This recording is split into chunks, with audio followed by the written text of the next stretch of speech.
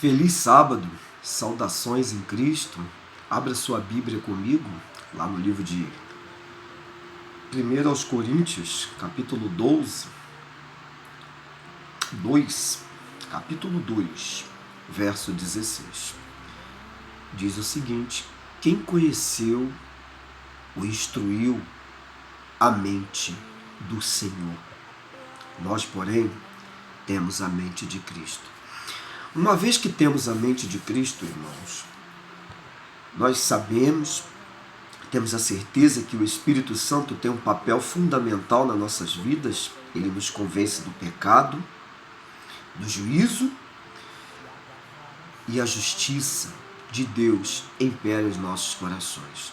Uma vez que eu e você temos essa certeza, esta convicção neste santo sábado, do poder do Espírito Santo, devemos nos proceder com a mente de Cristo.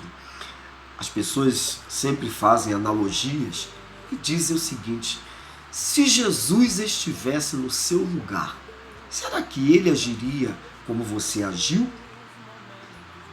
Isso é uma pergunta. Então, como deve refletir, como deve ser embasado a nossa conduta, a nossa vida? Eu louvo e glorifico a Deus. Hoje está completando 8 dias que eu sofri um acidente. E aí eu fico na reflexão diante de Deus, né? Como que o Espírito de Deus trabalhando nos nossos corações, a gente pode se proceder diante de tais situações? Houve aí um acidente comigo, mas eu estou bem, louvado seja Deus. Mas uma coisa que me chama a atenção: a nossa conduta diante de Deus tem que ser trabalhada. O nosso ser precisa ser restaurado pelo Espírito de Deus. E qual é a nossa forma de agir diante da pessoa? Eu sofri um acidente relacionado a uma outra pessoa. Então o nosso proceder, ele tem que ser como Jesus. Será como que Jesus faria diante daquela situação? Tudo isso nos faz refletir e pensar que o nosso comportamento tem que ser mudado, as nossas ações. Nós precisamos ter o caráter de Cristo. Nós precisamos ter uma vida de santificação, sem a qual ninguém verá o Senhor. Muitas das vezes nós somos impulsivos, agimos por impulso, não pensamos, não refletimos sobre as nossas ações. Sempre que nós formos tomar alguma atitude, independente de nós nos acharmos com razão ou não, nós devemos nos colocar na posição: será que com a mente de Cristo eu estou se procedendo como a Bíblia, a palavra de Deus me ensina? Salmo 119, versículo 105 diz assim: lâmpada para os meus pés e luz para os meus caminhos é a tua palavra. É esta lâmpada que tem que iluminar a nossa mente, para que possamos agir com os nossos irmãos com amor, com fidelidade, com compreensão. E às vezes é tão difícil. Muitas das vezes eu mesmo me vejo em situações em que impulsivamente eu falo, eu penso, eu ajo. Eu tenho pedido ao Senhor para que Ele me dê a mente de Cristo. E você também precisa ter essa mente de Cristo, porque com a mente de Cristo eu saberei e você saberá como se proceder com qualquer tipo de situação. Será que eu estou certo? Será que eu estou errado? Vamos ter a mente de Cristo, vamos nos colocar na posição. A Bíblia diz assim: humilhai-vos, pois, debaixo da potente mão de Deus, para que ao seu tempo Ele vos exalte.